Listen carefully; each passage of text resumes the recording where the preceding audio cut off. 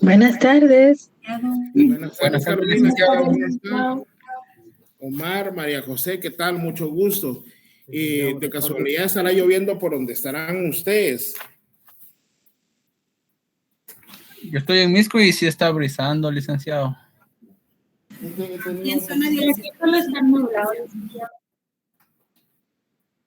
Muy bien. Pues acá nosotros, pues sí, es que he estado teniendo un poco de problema con mi internet, pero bueno, vamos a iniciar con la clase del día de hoy. Por favor, ya necesito que tengan listos sus apuntes y que tengan listas sus leyes, que tengan listo todo. Que tengan listo todo para apuntar. Bueno, vamos a iniciar ya la clase para tratar de terminar lo más antes posible. La verdad no me siento muy bien ahorita, no sé, un poco cansado. Hoy sí hemos tenido una jornada muy difícil, pero vamos a seguir impartiendo el curso. Me interesa porque me interesa que ustedes vayan aprendiendo poco a poquito.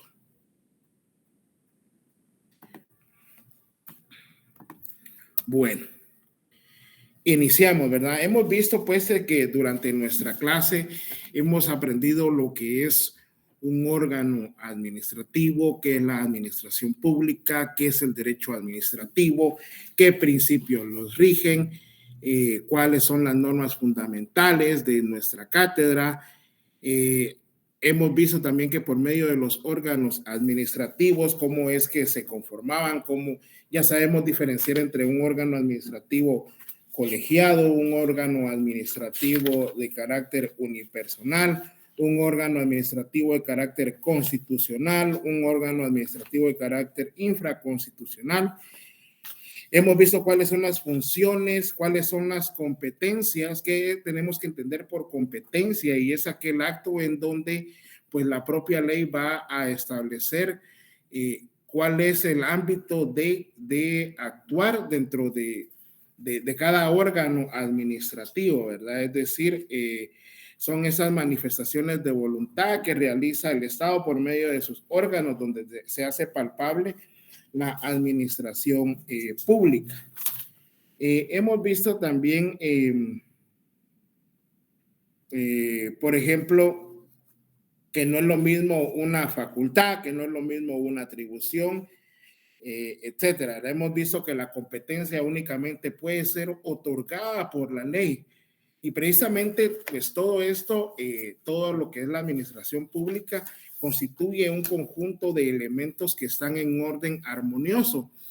Es decir, cada órgano de la administración pública va a tener su competencia determinada, qué es lo que va a poder hacer, qué es lo que no va a poder hacer, etcétera, etcétera, ¿verdad?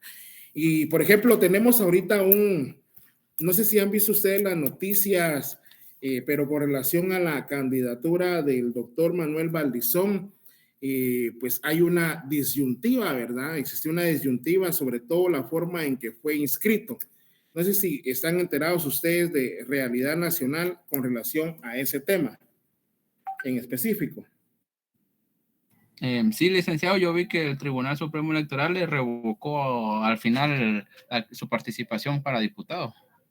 Bueno, así es. Sobre todo la forma, ¿verdad? Si bien es cierto, cuando ya el proceso electoral pues se divide en tres fases, ¿verdad? La primera fase, que es la convocatoria, la segunda fase, que ya es la participación o la campaña electoral, y la última, que es la de las elecciones. Cuando ya entramos en el proceso electoral, pues todos los días y horas van a ser hábiles, ¿verdad? Y pues creo que fue el día sábado en la noche o en la medianoche donde pues el Tribunal Supremo Electoral emitió ese acto administrativo que consistió en declarar con lugar la inscripción del señor Manuel Valdizón como candidato a diputado, no sé si es por lista nacional, metropolitana, la verdad no sé, pero eso que ustedes vieron, pues es un acto administrativo emanado por un órgano de la administración pública. En este caso es un órgano de rango constitucional, porque el Tribunal Supremo Electoral, ¿quién creó al Tribunal Supremo Electoral, chicos?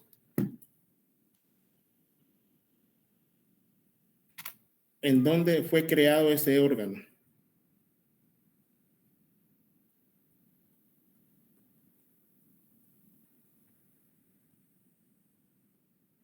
¿Están ahí?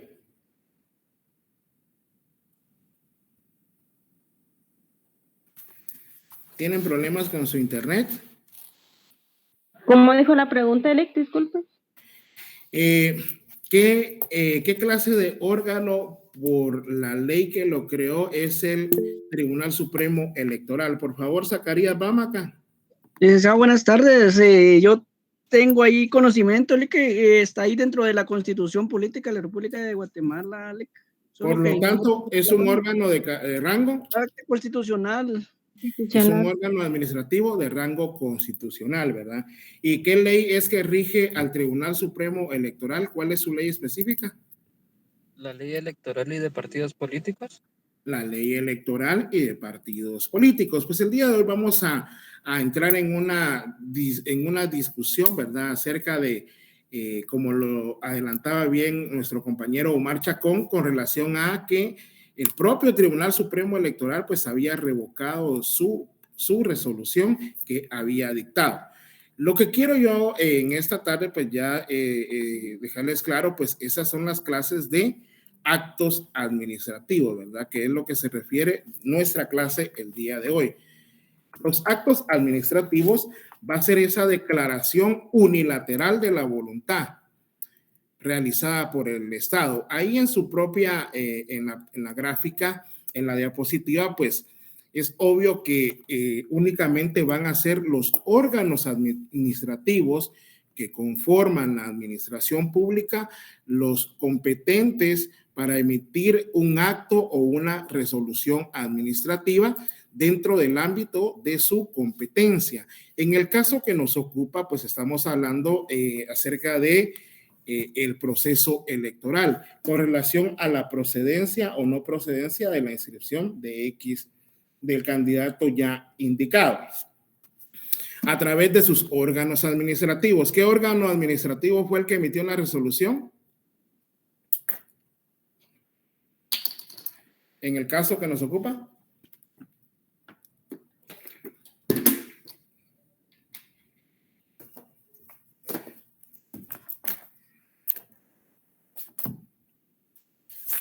¿Qué órgano emitió qué órgano emitió la resolución administrativa?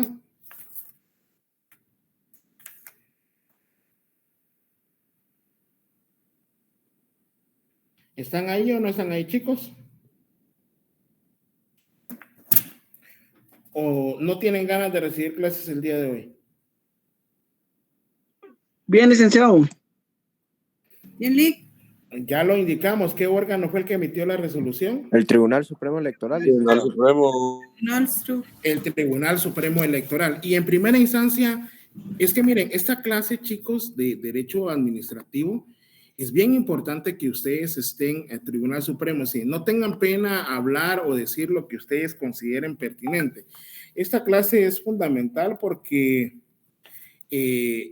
tiene que ver con lo que es realidad nacional también, ¿verdad? Es para que usted pues conozca cómo es la administración pública, sus órganos que la conforman y pues con eso pues usted forjarse un criterio propio, ¿verdad? En primera instancia, ¿qué órgano fue el que emitió la resolución denegando la inscripción del señor Valdizón?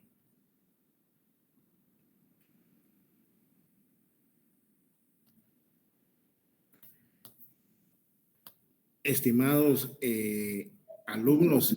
Licenciado, perdone, ¿serían los magistrados, licenciado? No, No, el órgano encargado de decidir si procede o no el registro de ciudadanos, así es, Felipe García. Por favor, los que tengamos conocimiento del tema, por favor, vayan ayudando y no tengan pena, ¿verdad? En primera instancia, pues cuando se hace la presentación de la solicitud de inscripción para optar a un cargo de elección popular, pues eso lo hace el registro de ciudadanos.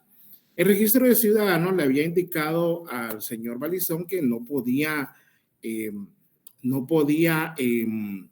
participar de las elecciones derivado de que se acaba de emitir una sentencia en el extranjero que lo hacía inidóneo para poder participar. Posteriormente a esto, pues, cuando ya vayamos a ver los mecanismos de control interno o de control directo, o de control externo, de control constitucional, pues se nos va a ampliar un poco más el panorama. Pues en ejercicio de ese control de la juridicidad, pues se planteó el recurso que se le denomina recurso de nulidad. Ese recurso de nulidad procede contra esas resoluciones definitivas, es decir, contra las resoluciones emitidas por el órgano superior del Tribunal Supremo Electoral, son los magistrados del Tribunal Supremo Electoral, que es un órgano de carácter colegiado. Entonces, ahora, al revocar esa resolución, pues la misma va a producir efectos jurídicos. ¿Cuáles son los efectos jurídicos en este caso que produciría la no inscripción de este candidato, chicos?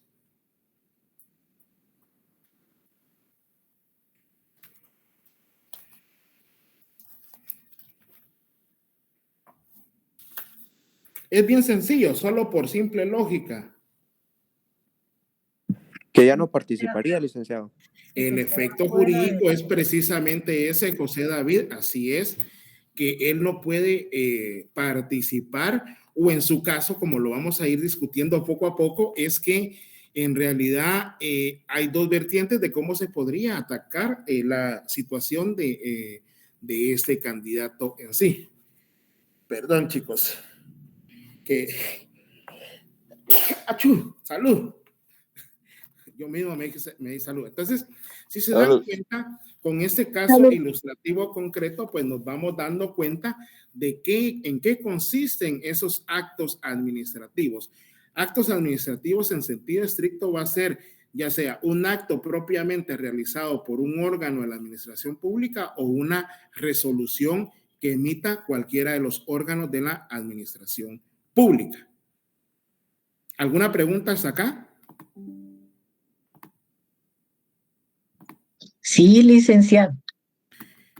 Carolina.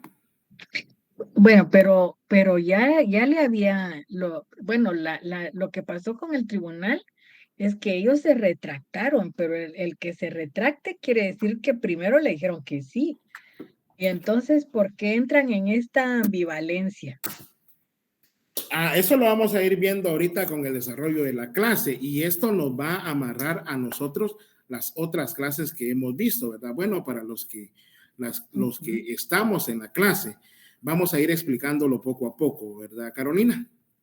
Bueno, gracias. Porque vamos a ver, en primer lugar, si tenía o no competencia el propio Tribunal Supremo Electoral para revocar su propia resolución. Porque ya habíamos hablado que las competencias es aquel conjunto de facultades y atribuciones, ¿verdad?, que establece la ley, mediante las cuales un órgano administrativo puede emitir un acto o una resolución administrativa. Sí nos acordamos de eso, ¿verdad? Pero ya, sí. Ahorita sí, hoy sí les mando al finalizar la clase ya, ahí sí que todo en Word, yo se los voy a enviar para que ustedes ya me tengan todo eso bien chilerito, ¿ok? ¿Alguna otra consulta? ¿Alguna otra pregunta? Buenas tardes, licenciado. Sí, ¿qué tal? Buenas tardes, disculpe. ¿Y no había algún recurso interno como para poder subsanar esa situación que se dio con el tribunal? Noé, gracias. ¿Sí? Mire, me gusta esa participación. Ya lo vamos a ir viendo. Ya vamos a ir leyendo. Por favor, tengan su ley electoral y de partidos políticos a la mano, ¿ok?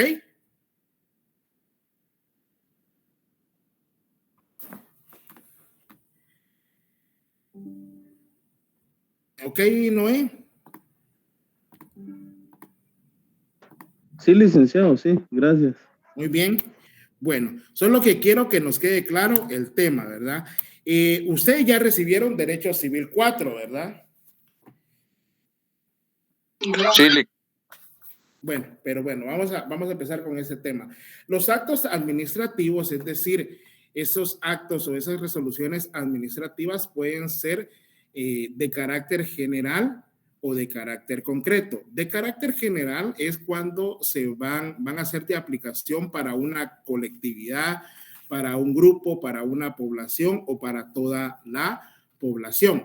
Por ejemplo, el acuerdo gubernativo. Se recuerdan, y siempre pongo ejemplo ilustrativo, los acuerdos gubernativos que se emitieron cabal precisamente hace 3 años que se iniciamos con las restricciones de la pandemia, ¿se acuerdan?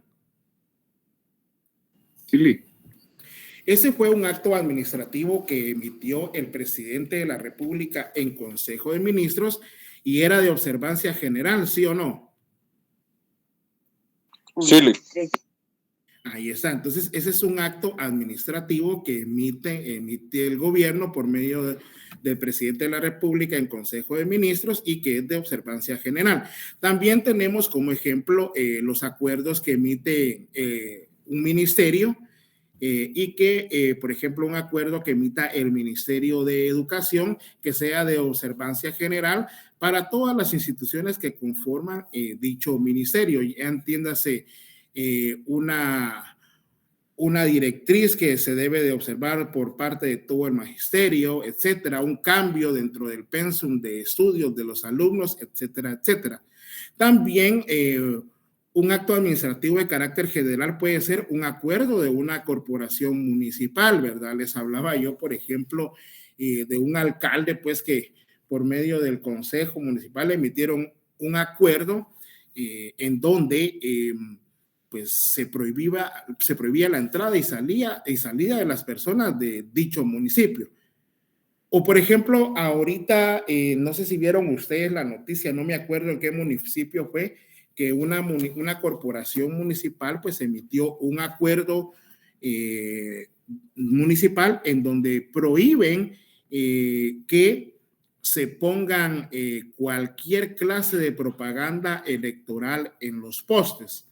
Pues esos son actos administrativos de carácter general. En este caso, pues es de carácter general porque atañe a determinado municipio y ese municipio es el que lo va a observar.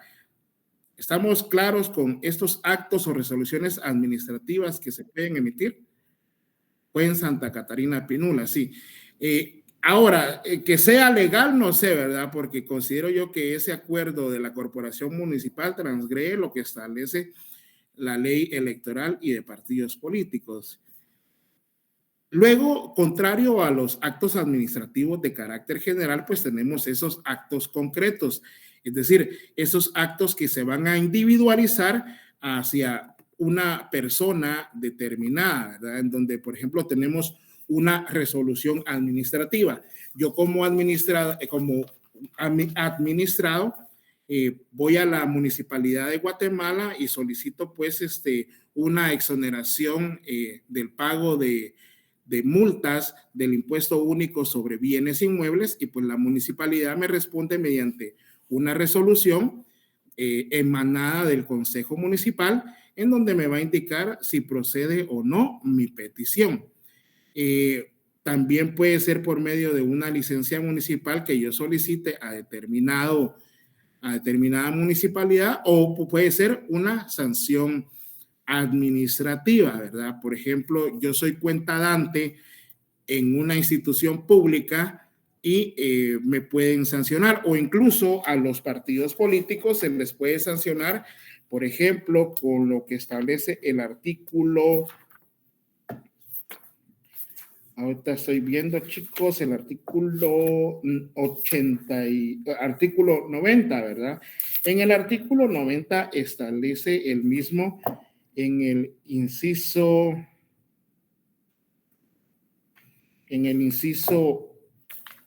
A, que para los casos contenidos en las literales A, C, D y F del presente artículo, El monto, así es, artículo 90, chicos. El monto de la multa imponible se contemplará entre el equivalente en moneda nacional de $500 a $5,000 de los Estados Unidos de América, dependiendo la gravedad del hecho. Es decir, por ejemplo, se infringe lo que establece el inciso A del artículo 90, que consiste en no presentar ante el registro de ciudadanos dentro del plazo de 30 días para su inscripción copia certificada del acta de toda asamblea nacional, departamental o municipal, pues la multa se va a establecer dentro que puede emitir el registro de ciudadanos entre los 500 a los $5,000 de los Estados Unidos de América.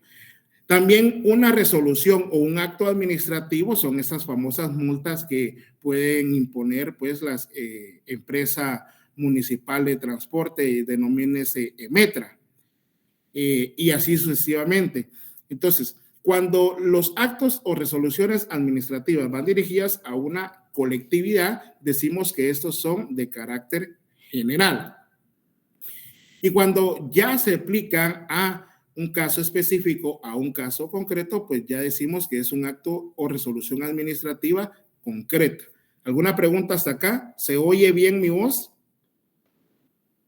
Excelente, licenciado. Sí, licenciado. Ok, enterado.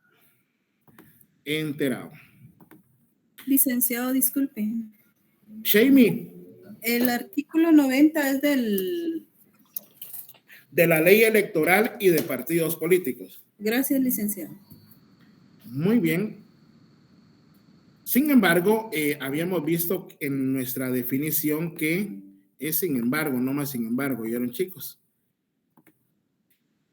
Sin embargo, habíamos indicado que esos actos administrativos va a ser la declaración unilateral de la voluntad realizada por el Estado por medio de sus órganos administrativos.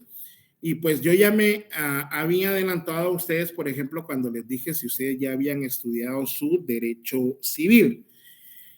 Derecho Civil 4, donde nos enseñaron, no sé si es Derecho Civil 4 o Derecho Civil 3, yo lo explico en Derecho Civil 4 porque prefiero mejor enseñar lo que es la teoría del negocio jurídico que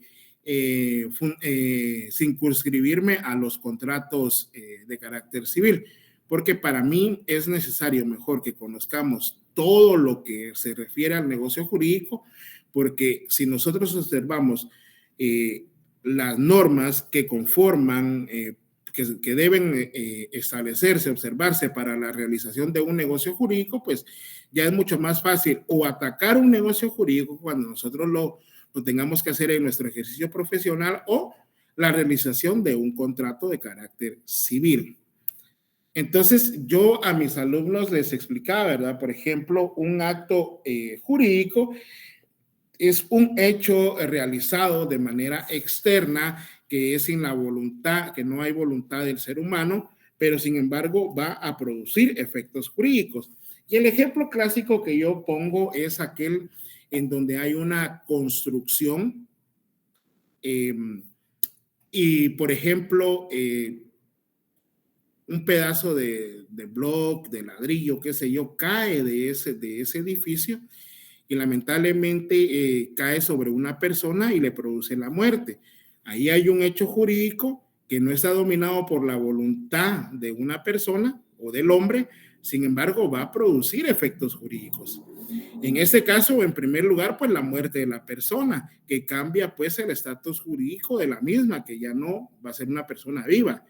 Y también las responsabilidades que ustedes ya vieron provenientes de hechos y actos lícitos o ilícitos sin convenio. ¿Se acuerdan de esas clases de derecho civil?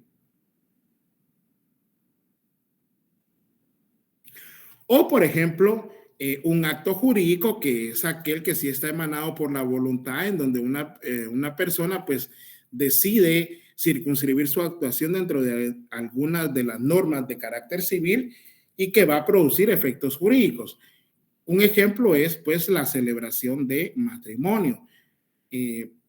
En la celebración de matrimonio, pues debe ser de forma consensual, de forma voluntaria y que no hayan impedimentos eximentes o impedimentos dirimentes.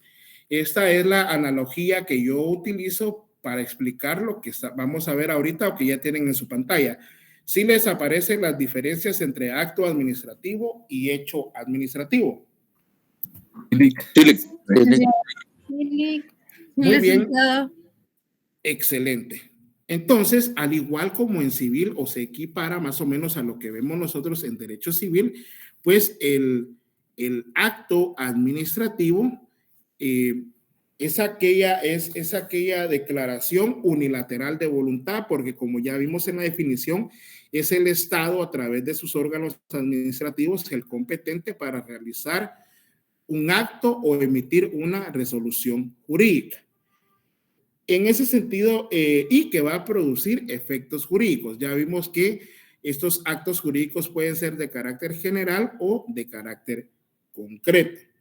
Es decir, el Estado, por ejemplo, a través de una corporación municipal, pues autoriza, mejor dicho, una licencia para construir un condominio.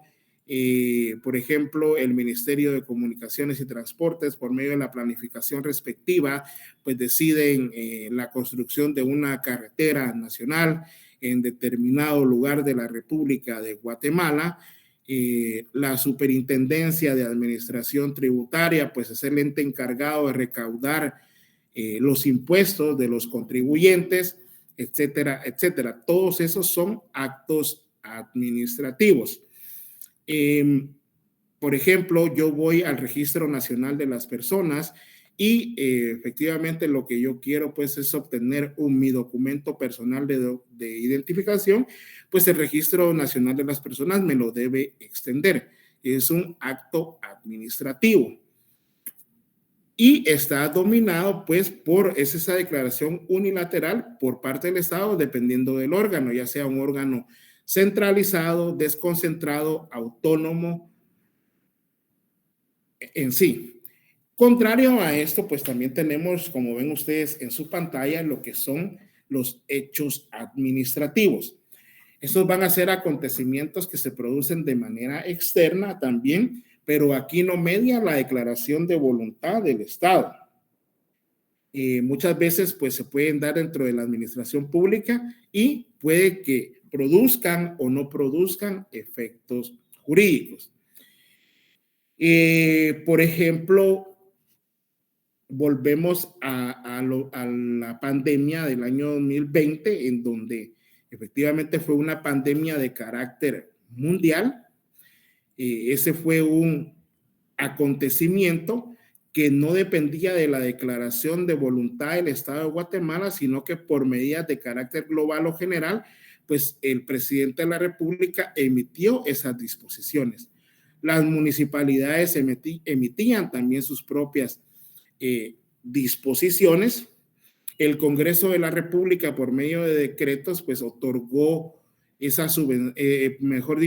apoyo de 3,000 quetzales a las familias, en algunos casos préstamos, etcétera, etcétera.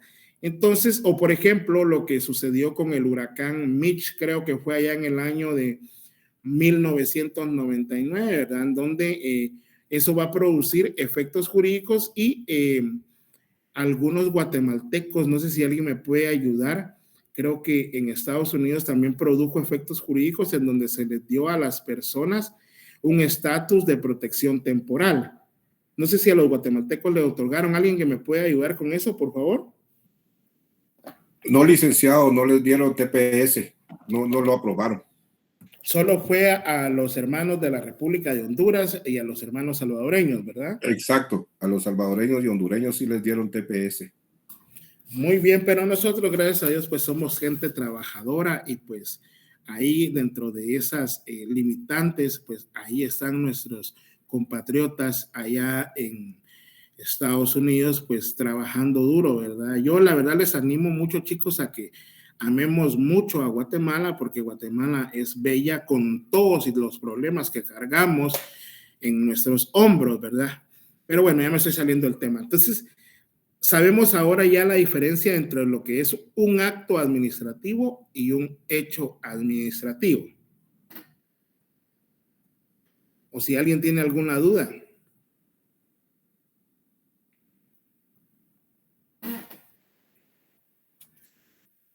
Muy bien. Entonces, ese es un ejemplo. Otro ejemplo clásico que pone el doctor Hugo Calderón en su libro es como ejemplo los dictámenes administrativos.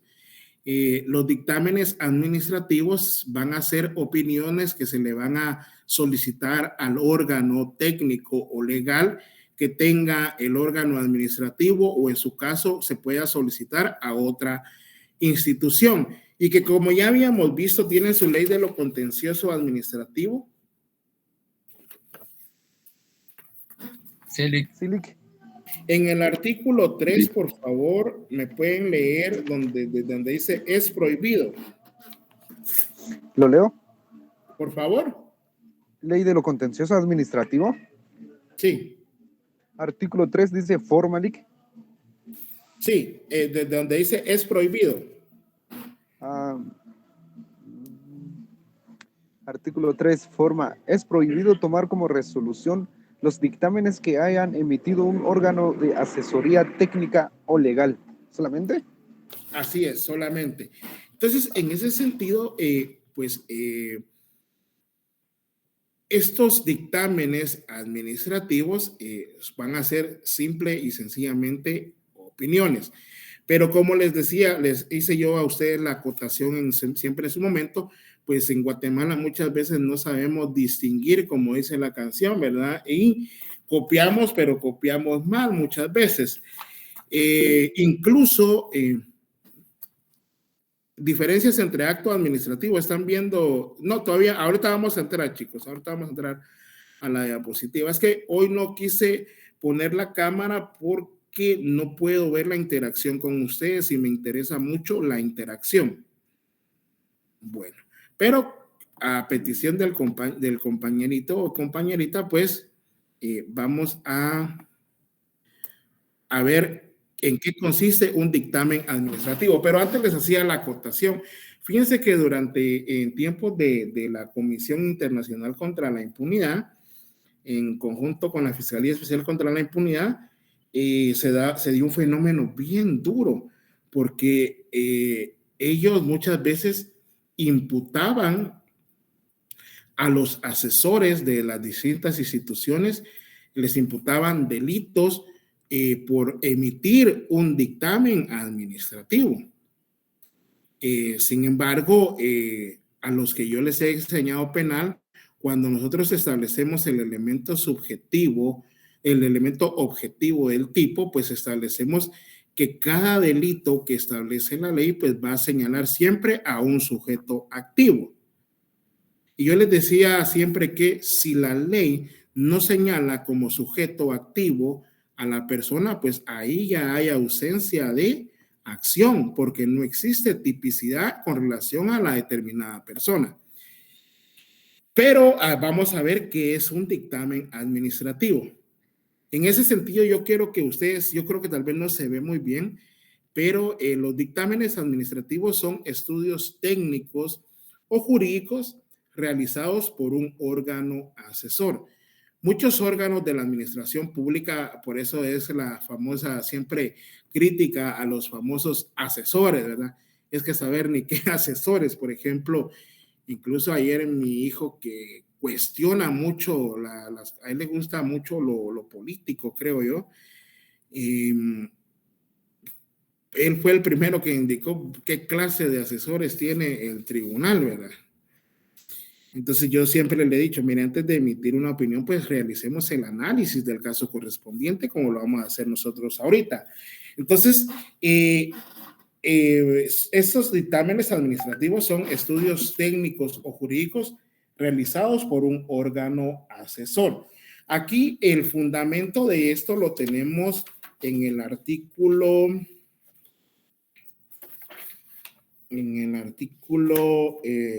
12, por favor. ¿Alguien me puede leer el artículo 12? Inciso de cualquier persona, no sé, no importa si es el mismo compañerito. ¿De qué ley, perdón? De la ley de lo contencioso administrativo, lo siento. ¿Es el artículo 12, Lick, o 2? 12, inciso B. Va. Artículo 12, inciso B. Pero léame primero, encontrándose los antecedentes y luego se pasa al inciso. Ajá. Artículo 12, trámite. Encontrándose los antecedentes en el órgano que deba conocer de los recursos de revocatoria o reposición, se correrán las siguientes audiencias. Inciso B. Al órgano asesor, técnico o legal, que corresponda según la naturaleza del expediente. Esta audiencia se omitirá cuando la organización de la institución que conoce del recurso carezca de tal órgano. Okay, con base a esa normativa podemos establecer de que no todos los órganos administrativos van a tener un órgano técnico, un órgano asesor técnico o jurídico, ¿verdad? Y la función de esos dictámenes administrativos, el órgano técnico asesor, con base en primer lugar a los antecedentes. Si se dan cuenta ustedes, la palabra A está en negrita. No sé si logran establecer la diferenciación.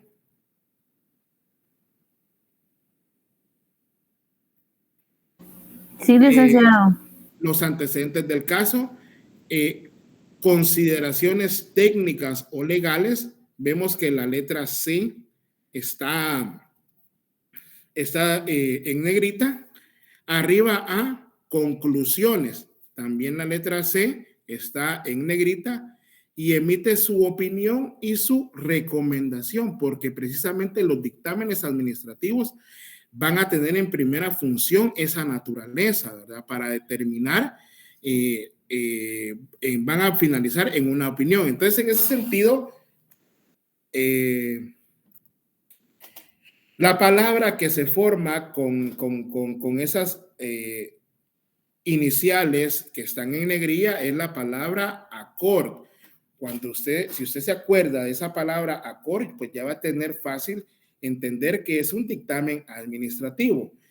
Entonces, en ese sentido, con base en los antecedentes del caso, pongámonos en el ejemplo que vamos hablando, que vamos discutiendo el día de hoy. Los antecedentes del caso serían así, ¿verdad? Por ejemplo, el registro de ciudadanos le pidió al órgano asesor del Tribunal Supremo Electoral que emitiera una opinión antes de emitir su resolución, porque esta opinión va a servir de base o no para la resolución. Entonces, en los antecedentes del caso podrían indicarse, ¿verdad? Bueno, antecedentes del caso.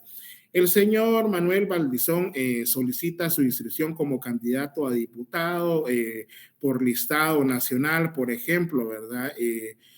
Para el efecto, pues, presentó los siguientes documentos, tales y tales y tales. Luego, las consideraciones técnicas o legales, ¿verdad? Considerando, ¿verdad? No obstante, pues, de que el señor Manuel Valdizón, pues, ya fue condenado dentro de los Estados Unidos de América, pues, tenemos que tomar en consideración las siguientes normas legales. Por ejemplo, el artículo 6 del Código Penal con el artículo 113 de la Constitución Política de la República establece que, por ejemplo, las sentencias que se emiten en el extranjero, pues se van a tener que cumplir acá en Guatemala en caso de no haberse cumplido en el extranjero. Que uno de los requisitos para ser dignatario, funcionario, empleado público es que cumpla con la capacidad, la idoneidad y la honradez, ¿verdad, chicos? Así es el artículo 113 de la Constitución Política de la República. Y los que puedan, pues el doctor Omar Barrios, pues tiene unos muy buenos análisis dentro de su página, les animo. Solamente que ustedes, como les digo, tienen que formarse su propio criterio. Y específicamente él explicaba que ¿alguien me puede leer el artículo 113 de la Constitución Política de la República, por favor? Artículo Derecho a optar a empleos o cargos públicos. Los guatemaltecos tienen derecho a optar a empleos o cargos públicos y para su otorgamiento no se entenderá más que a razones fundadas en méritos de capacidad, idoneidad y honradez. Ujú. Muy bien, entonces vamos en primer lugar con lo que es la capacidad, ¿verdad? Y van en ese orden y ese orden tiene su fundamento lógico jurídico. En primer lugar, para optar a un puesto o un cargo público, pues tengo que ser capaz. Alguien que me explique qué es la capacidad de conformidad con lo que establece nuestro Código Civil o la definición que nos dieron en nuestro Código Civil.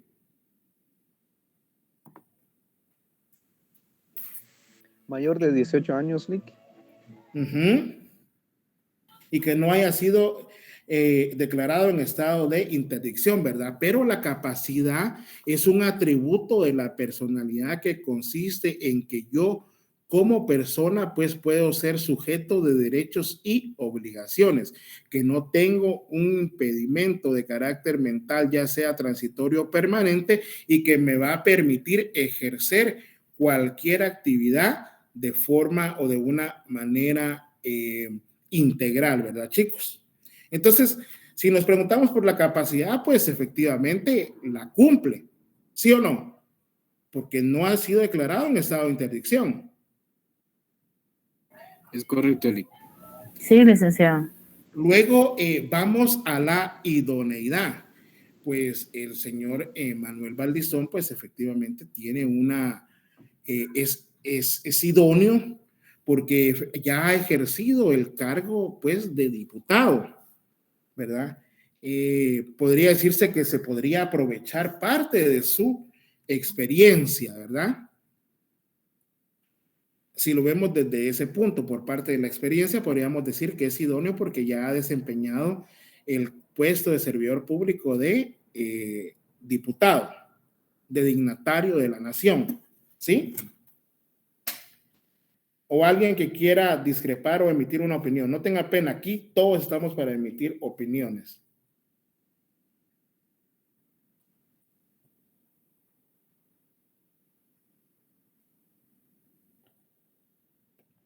¿Alguien? Licenciado, perdone, y en este caso no se tendría que calificar como los antecedentes que haya tenido dentro del momento en el que estuvo ejerciendo como diputado. Ahí hay una disyuntiva también, ¿verdad? Que los antecedentes penales regula la Constitución política también, que no se debe de tomar. Sin embargo, como usted bien lo dice, alguien que me busque eso, lo de los antecedentes, están casi que en los primeros artículos, ¿verdad? De nuestra Constitución política de la República. Vamos a ver.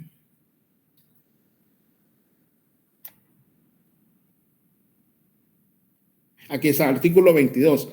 Los antecedentes penales y policiales no son causa para que las personas se les restrinjan el ejercicio de sus derechos que esta Constitución y las leyes de la República les garantizan, salvo cuando se limiten por ley o en sentencia firme y por el plazo fijado en la misma.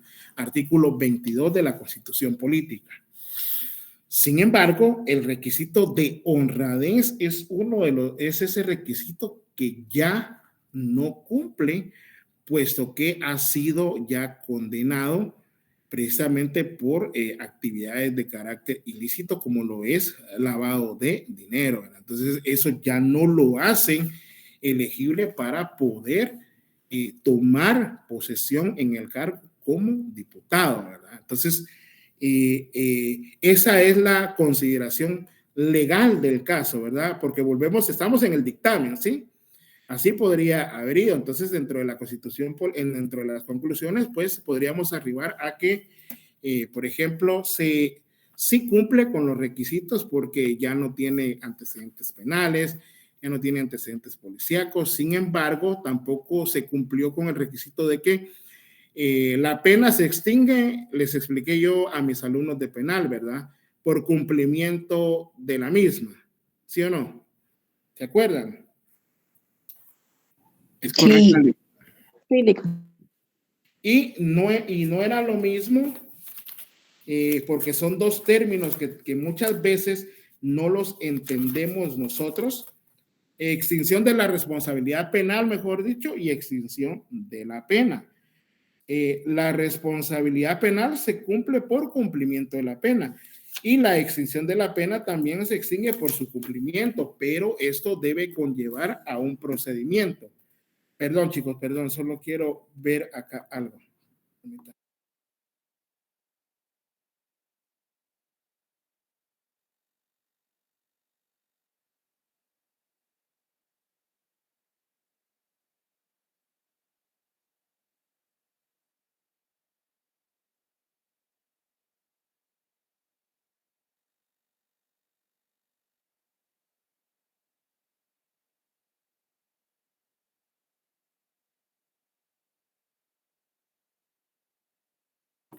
Perdón, chicos, ya deberíamos de establecer, por ejemplo, cuál es muchos me llaman para ofrecerme un crédito o qué sé yo, ¿verdad? Cosas así, ya vamos a tratar de presentar una iniciativa prohibiendo ese acoso, ese hostigamiento, no sé si sería crediticio, pero bueno, entonces se arriba a las conclusiones, ¿verdad? Una conclusión es, bueno, sí, efectivamente llenó los requisitos que establece la ley para poder optar a ese cargo. Sin embargo, el problema que se suscita aquí, que él ha sido también cuenta dante y hay denuncias e incluso ha sido condenado específicamente por haber transgredido los principios de la administración pública, y eso no importa si es acá o es en el extranjero. Les indicaba en la clase de Derecho Penal a mis alumnos que cualquier persona que cometa un delito en el extranjero, ya sea si es absuelto o si es condenado, pues acá también hay repercusiones jurídicas, ¿verdad? Y eso es lo que ya lo hace inidóneo y ya no le permitiría pues tomar posesión como diputado.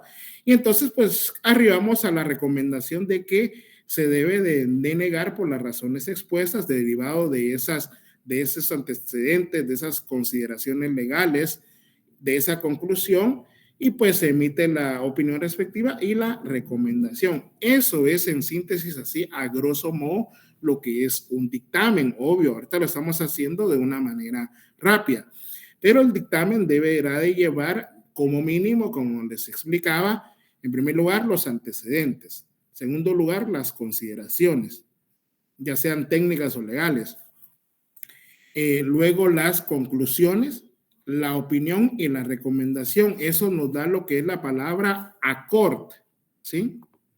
Para que usted se recuerde, se lo voy a poner ahí en el chat para que ustedes vayan viendo.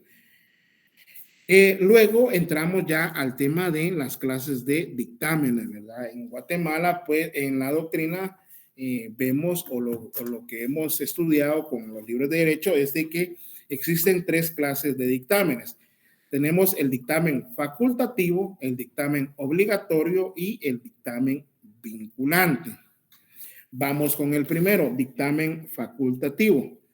En ese sentido, el dictamen facultativo, acá el administrador, es decir, el órgano competente, está en libertad de decidir si quiere o no solicitar un dictamen al órgano técnico o legal. La ley no lo obliga a pedirlo y mucho menos a que base su decisión con relación a ese dictamen. Y acá tenemos el artículo, por favor, 37 del Código Municipal. Por favor, lo podemos leer. ¿Me lo puede leer alguien, por favor?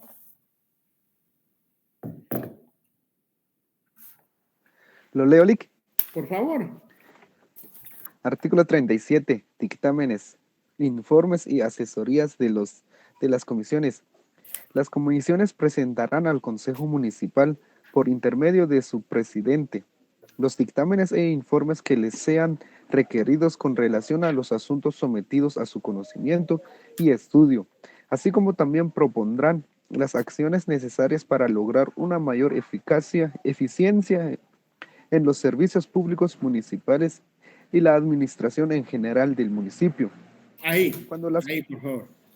Artículo 37 de su Código Municipal. Entonces, como regla general, vemos acá que dentro de las municipalidades pues van a existir comisiones, ¿verdad? La Comisión de Educación, Salud, etcétera.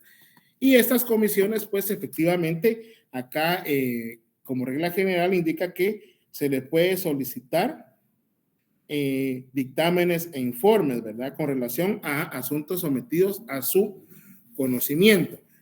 Algo bien importante que usted debe de aprender conforme las normas jurídicas es el término cuando una norma es de carácter imperativa y una norma es de carácter facultativa, ¿verdad? Una norma, alguien me podría decir que es una norma de carácter imperativa.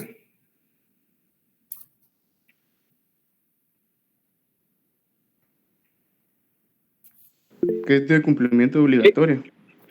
Exacto, Diego, es de cumplimiento obligatorio. Ahora, Eliasim, contrario a una norma imperativa, existen las normas facultativas. ¿Podría indicarnos usted qué idea o qué noción tiene de lo que es una norma facultativa?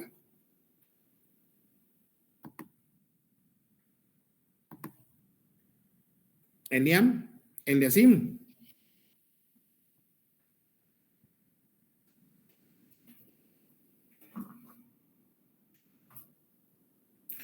Bueno, una norma facultativa. Ajá. Sí, licenciado, disculpe, pero creo que tengo problemas con mi señal. No sé si me escucha ahí.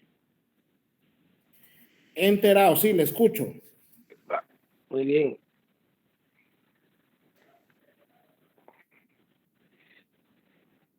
Sí. Sí, le escucho. Sí. Una norma facultativa puede ser una que se suplanta por otra, licenciado, ya la facultad a otra. Muy bien. En ese sentido, bueno, la norma facultativa es aquella norma, pues, que como contrario a la norma imperativa, puede ser su observancia queda a discreción del órgano administrativo. Es decir, puede observarla o puede no observarla. ¿Cómo podemos establecer cuando una norma es de carácter imperativo? Cuando una norma es de carácter imperativo, es decir, de cumplimiento forzoso, pues el término que utiliza la norma es deberá o debe. Ahí es donde nosotros vamos a establecer si la norma es de carácter imperativo o de carácter facultativo. Una norma de carácter facultativo, el término que utiliza es podrá o tendrá la facultad. ¿Estamos claros? Sí, licenciado. Muy bien. Luego tenemos los dictámenes de carácter obligatorio.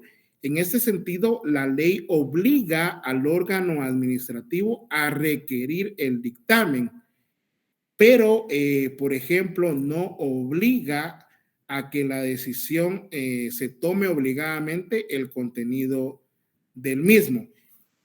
Es decir, aquí sí la ley va a requerir que se requiera el dictamen, pero el órgano administrativo no va a estar obligado a resolver. Es decir, sí la ley me obliga a pedir el dictamen, pero la ley no me obliga a tomar a mí la decisión, al órgano administrativo, mejor dicho, a emitir su resolución con base al órgano, a ese dictamen, ¿verdad? Puede ser que el dictamen diga, bueno, sí procede o no procede, pero al final va a ser el órgano administrativo el que va a tener la decisión.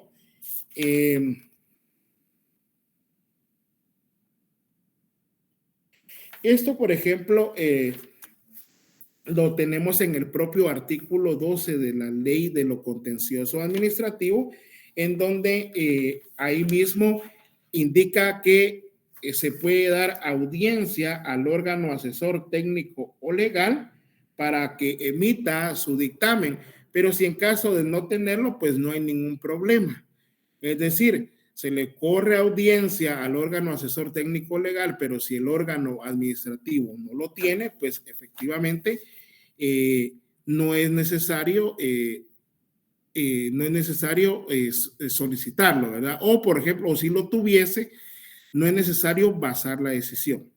En el facultativo, el órgano administrativo, si quiere, pide o no el dictamen.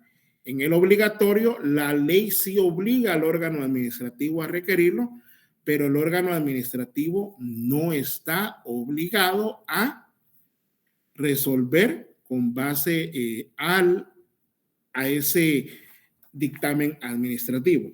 Por último, tenemos el dictamen vinculante, ¿verdad? Que en ese sentido, los dictámenes en primera instancia no deberían de ser de carácter vinculante, porque al final el órgano que va a tener la repercusión del actuado, es decir, la responsabilidad administrativa, responsabilidad civil, responsabilidad penal, pues va a ser el órgano que lo emitió. Por ejemplo, los magistrados del Tribunal Supremo Electoral pues fueron objeto de una denuncia, ¿sí o no? Sí, licenciado, así es. Entonces, los magistrados del Tribunal Supremo Electoral, en efecto, al final no van a decir quién emitió el dictamen. No sé si me explico. Al final, la responsabilidad va a recaer sobre el órgano técnico o asesor. Que el dictamen sirva de base para decir, mire, pero si, por ejemplo, estábamos bien fundamentados, es un dictamen que tiene, valga la redundancia, fundamento jurídico que establece que nosotros sí podíamos tomar la decisión que tomamos, podría ser, ¿verdad? Es discutible. Acá incluso tenemos un montón de disyuntivas con relación a este propio caso. Hay colegas que dicen, él sí puede participar, pero no va a poder tomar posesión porque ya no cumple con los requisitos del artículo 113 de la Constitución Política de la República. Pero también tenemos que ver qué fue lo que se alegó. Pero en esos dictámenes vinculantes, acá la ley obliga a pedirlo al propio órgano y también obliga a emitir una resolución o acto administrativo con base a ese dictamen. Básicamente los dictámenes técnicos sí van a ser de carácter vinculante porque, por ejemplo, con relación a solicitar la viabilidad de la construcción de una escuela, si esta escuela se va a construir en un terreno que no es apto, pues el órgano administrativo pues se debe tomar la decisión como vinculante, ¿verdad? Por favor, este dictamen vinculante significa que la ley aquí sí lo obliga a pedirlo y la ley obliga que se resuelva con base a él. Por favor, necesito que me lean el artículo como ejemplo acá, 175 de la Constitución Política de la República. En su segundo párrafo, por favor, ¿alguien que me lo pueda leer? 175, Lic. Jerarquía constitucional. Las leyes calificadas como constitucionales requieren para su reforma el voto de las 2/3 partes del total de diputados que integran el Congreso, previo dictamen favorable de la Corte de Constitucionalidad. Previo dictamen favorable de la Corte de Constitucionalidad. Ahí ya vayan marcando para su examen, chicos, dictamen vinculante. ¿Sí? Por favor, ¿alguien tiene de casualidad su ley del servicio civil?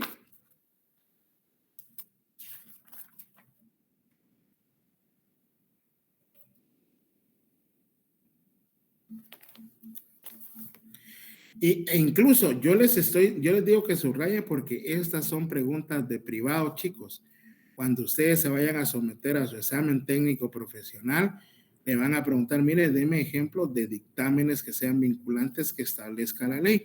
Y usted se va a reír de la risa ahí. Ah, pues mire, ta. ¿Alguien tiene su ley del servicio civil? Sí, licenciado. ¿Me pueden leer el artículo 82, por favor?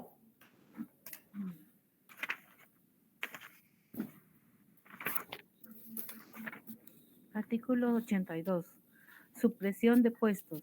Las autoridades dominadoras quedan facultadas para disponer la remoción de servidores públicos en los casos en que consideren necesaria la suspensión de puestos por reducción forzosa de servicios por falta de fondos o reducción de personal por reorganización, previo dictamen favorable de la Oficina Nacional del Servicio Civil.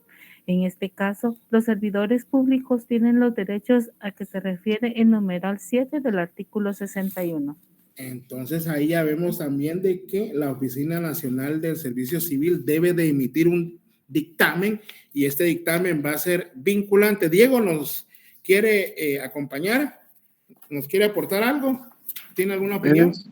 Una consulta, licenciado. El artículo que estaba citando anteriormente en relación a los dictámenes vinculantes, ¿cuál es?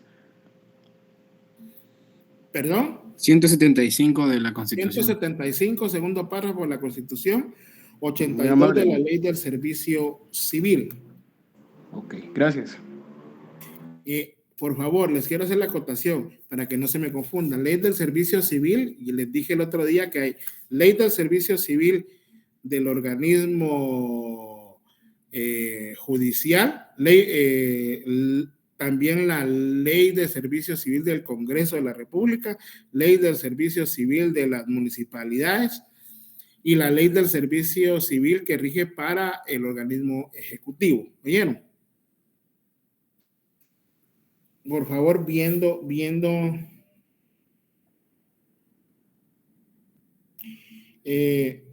Ahora, otro ejemplo, por favor, de un dictamen obligatorio es el artículo 39 de la Ley Orgánica del Organismo Legislativo. Alguien que me la lea, por favor. Artículo 39, dijo el licenciado. 39 de la Ley Orgánica del Organismo Legislativo.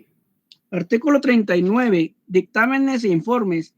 Las comisiones deberán presentar a consideración del Pleno del Congreso los informes o dictámenes que les sean requeridos, teniendo en cuenta que su principal objeto es ilustrar el Pleno con sus conocimientos y los estudios que hayan hecho del asunto. A su informe o dictamen, la comisión debe adjuntar el respectivo proyecto de decreto o resolución cuando así proceda. Muy bien, acá vemos nosotros que se está indicando que las comisiones del Congreso de la República pues deben emitir su dictamen, pero estos van a tener como objeto ilustrar al Pleno sus conocimientos y los estudios que hayan hecho. Puede decir de que al final el Pleno del Congreso, que lo conforman los 160 diputados, decidan darle viabilidad o no, obviando el dictamen. Diego, ¿o todavía tenía la mano levantada? Sí, le disculpe, ahorita la bajo. Muy bien.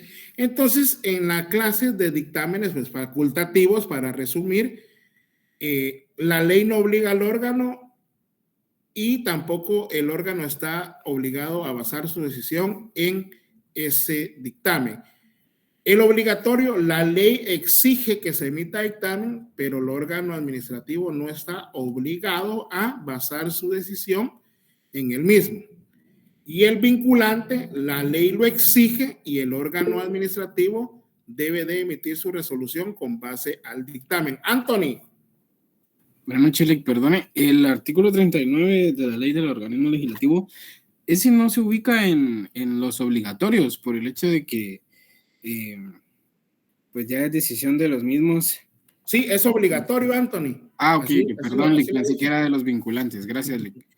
Claro, gracias, Anthony. No, ahí estamos. Eso me gusta, chicos. Bueno, Entonces, ya sabemos que es un dictamen administrativo, ¿verdad?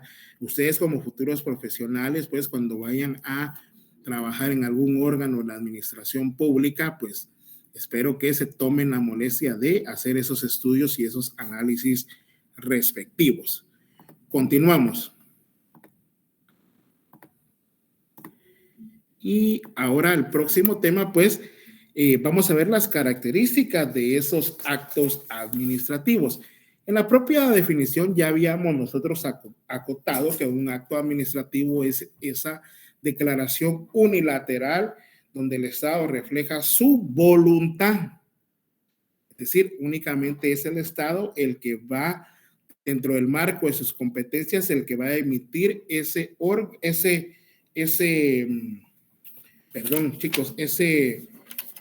acto o esa resolución administrativa. Para el efecto, nosotros tenemos el artículo 1 de la Ley de lo Contencioso Administrativo. ¿Alguien me puede leer el artículo 1, por favor, de la Ley de lo Contencioso Administrativo?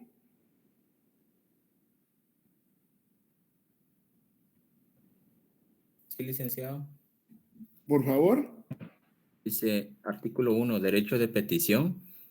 Las peticiones que se dirijan a funcionarios o empleados de la administración pública deberán ser resueltas y notificadas dentro del plazo de 30 días, contados a partir de la fecha en que haya concluido el procedimiento administrativo. El órgano administrativo que reciba la petición, al darle trámite, deberá señalar las diligencias que se realizarán para la información del expediente.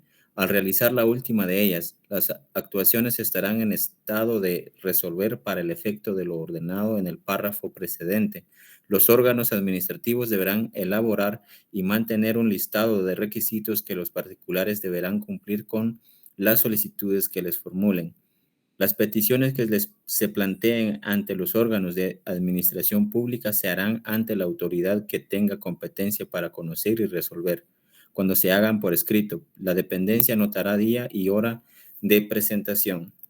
Muy bien, acá ya vamos, cuando ustedes ya entren a su fase de derecho, a su curso de Derecho Procesal Administrativo en el siguiente semestre, pues este es un artículo que van a estar analizando ustedes, ¿verdad? Este artículo se concatena con el artículo 28 de la Constitución Política de la República, que es el derecho de petición. Básicamente acá pues nosotros tenemos que las peticiones que realicen a los funcionarios o empleados de la administración pública van a ser resueltas y notificadas dentro del plazo de 30 días contados a partir de la fecha en que haya concluido el procedimiento administrativo. Aquí tenemos que hacer la acotación. No es que dentro del plazo de 30 días me deban de resolver la petición. La petición la deberán de resolver dentro del plazo de 30 días a más tardar de que el expediente se encuentre en estado de resolver. No sé si me explico. Chicos. Sí, licenciado. No sé si me entienden. Licenciado, se podría...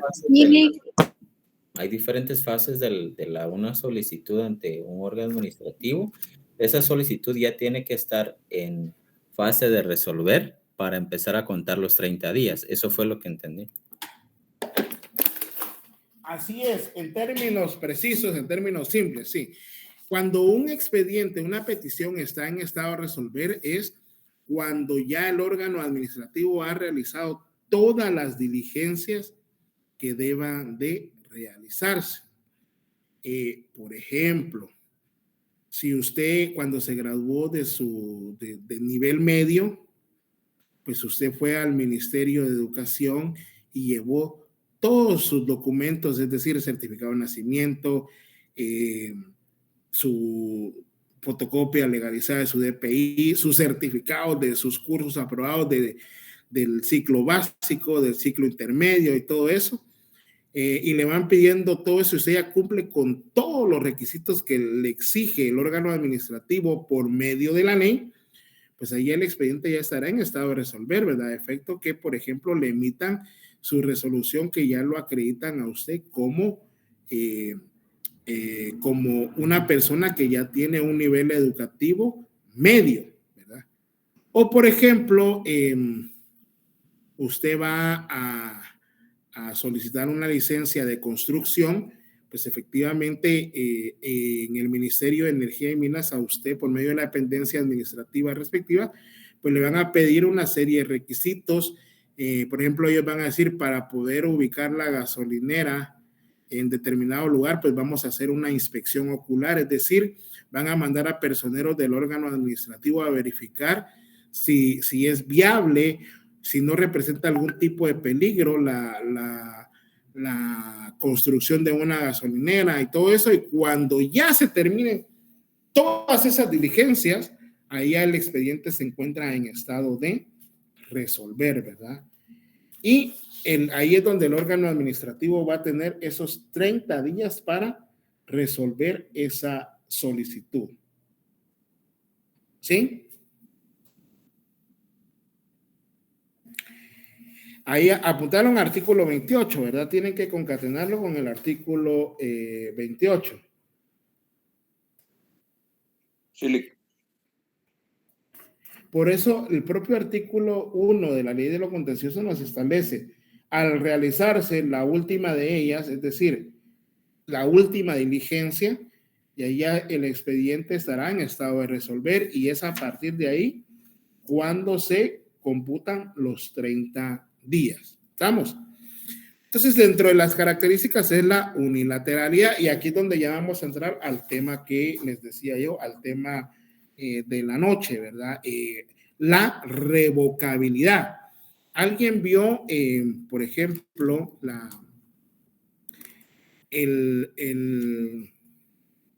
vio el comunicado que emitió la autoridad del Tribunal Supremo Electoral?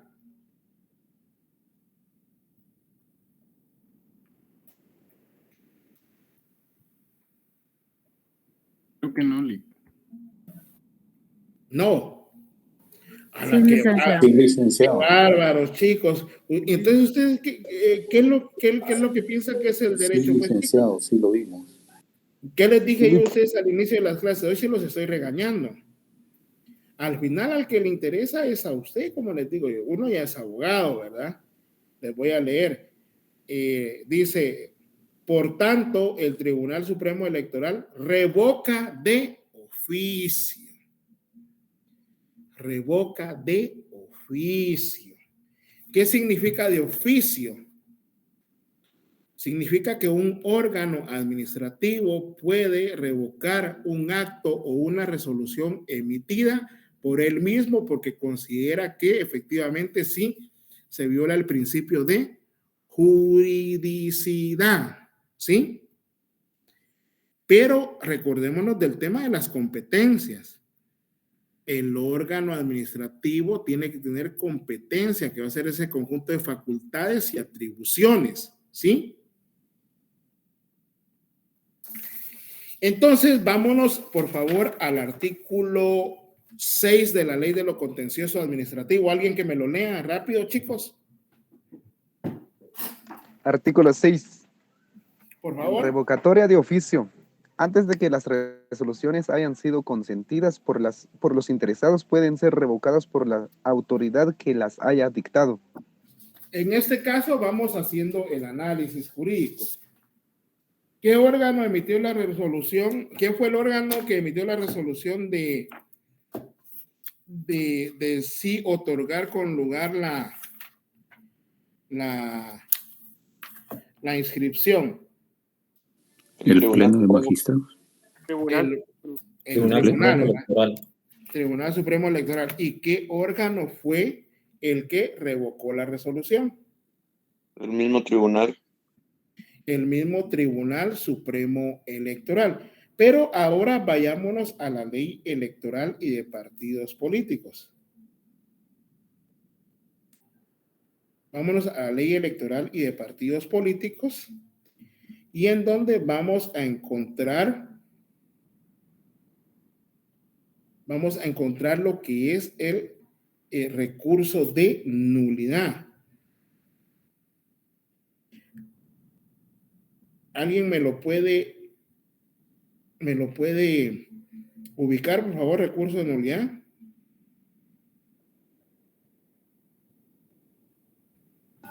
Yo lo tengo, licenciado. Artículo 246 del recurso de nulidad. Contra todo acto y resolución del proceso electoral procede el recurso de nulidad, el cual debe ser interpuesto dentro de los 3 días hábiles siguientes a la última notificación ante la autoridad que la haya motivado y será resuelto por el Tribunal Supremo Electoral dentro del plazo de 3 días luego de recibido. Muy bien. Entonces, al señor Valdizón, el registro de ciudadanos, como vimos, le negó, declaró sin lugar su inscripción como candidato. Él presentó ese recurso de nulidad regulado en el artículo 246. Sin embargo, ya vimos ahorita nosotros en nuestro artículo 6 de la ley de lo contencioso que las resoluciones, antes de que las resoluciones hayan sido consentidas por los interesados, pueden ser revocadas por la autoridad que las haya dictado. Y ahí mismo, en una propia interpretación auténtica, nos dice qué debemos de entender por tener consentida una resolución. Por ejemplo, si a mí me impone una multa de Metra y yo la pago, ya la tengo por consentida, ¿sí? Porque ya la pagué, porque no la impugné. Es decir, no presenté el recurso y los recursos deben de presentarse dentro del plazo establecido. Pero en este caso, pues debe ser resuelta por el Tribunal Supremo Electoral dentro del plazo de 3 días. Nosotros vimos, creo que amanecimos el domingo y nos enteramos de la noticia, ¿verdad? De que había sido inscrito el señor Maluzón. ¿De Nilsson quiere aportar algo? De Nilsson Monroy. No, Lick, perdón. Muy bien. Diego. Sí, Lick, ahí al grupo yo compartí el comunicado por si a alguien le interesa leerlo. Me lo compartieron a mí, pues yo lo comparto a los compañeros y a usted también. Muchas gracias, muchas gracias. Sí, ahí está el comunicado. Yo como miren, la verdad tengo una enfermedad que no se vino mucho mi celular, ¿verdad? Ustedes voy a tener que ir con un psicólogo, pero bueno. Pero debe de, dice, mientras no las hayan consentido. Pero vámonos al artículo 250. Alguien que me lo lea, por favor, rapidito. Artículo 250, siempre de la ley de partidos políticos y... Sí, por favor. Artículo 250, de la legitimación. Dentro del proceso electoral, solo las partes debidamente acreditadas en cada caso o sus legítimos representantes pueden interponer los recursos establecidos en este capítulo. Los fiscales nacionales y los secretarios y fiscales departamentales de los partidos políticos y comités cívicos electorales podrán interponer los recursos de revisión y nulidad dentro del ámbito de su competencia. Dentro del proceso electoral, solo las partes debidamente acreditadas, entiéndase, solo los partidos políticos. Y en ese orden de idea, el artículo, léanme por favor el artículo 248. Artículo 248 del amparo. El amparo procede contra las resoluciones definitivas del Tribunal Supremo Electoral siempre que se haya agotado el recurso de nulidad. Muy bien, entonces el recurso de nulidad ya se agotó porque el Tribunal Supremo Electoral emitió su resolución. Ya se dio por agotado. Aquí lo que tenía que hacer el tribunal, bueno, ya metimos las patas, pues tiene que dilucidarse ese amparo, ¿verdad? Porque el artículo 6 nos establece, mientras que las resoluciones no sean consentidas. En materia electoral, chicos, para los que no lo sabían, todos los días y horas son hábiles ya dentro del proceso electoral. Punto 1. Punto 2. Para poder interponer una acción constitucional de amparo, la regla general es de 30 días. ¿Sí o no se acuerdan de su curso de Derecho Constitucional y Procesal Constitucional? Sí. 30 días. Y en materia electoral son 5 días. Y como vimos nosotros en las noticias, bueno, si usted, Noé, por favor. Noé. Licenciado, tengo una duda. Ajá. Sí, en el caso de que una resolución ha sido notificada, ¿se toma como consentida o aún no? No. Cuando a usted le notifican, ahí es donde va a correr su plazo. Ustedes ahorita van a ver en Derecho Procesal Civil que toda notificación, pero permítanme tantito, día que ya vamos a terminar la clase hoy. En la ley del organismo judicial, vamos a ver, en la ley del organismo judicial, vámonos al artículo,